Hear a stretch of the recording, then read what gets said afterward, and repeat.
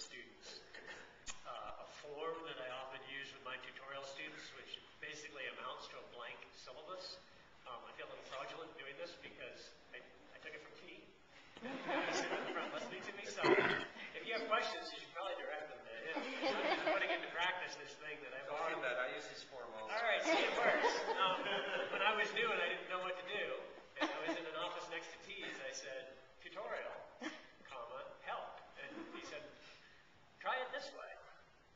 And it's worked when I followed the form. And when I don't follow the form at the end of the semester, I always regret it. So I guess that speaks to the value of the form. What is the form? Essentially, it's a blank piece of paper that says title, student's name, credits, objective, relationship to plan, agenda, written work, something like that. In effect, it's a syllabus with no information on it. It's just architecture for a syllabus. And it's valuable, I think, for two reasons.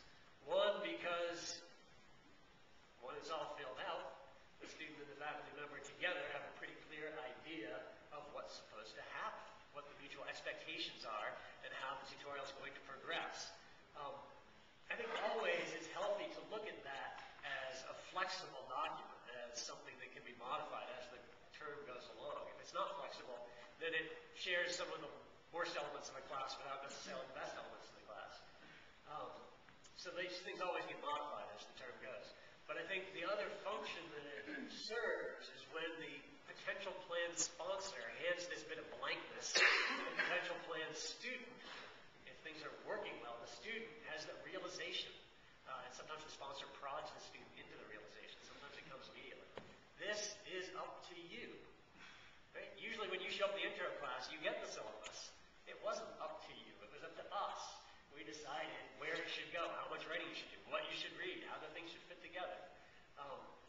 And in the best of tutorials, the student is able to do most of that work, or at least take most of the initiative in making that work happen. Of course, it is a dialogue, as Tim and Meg have already suggested.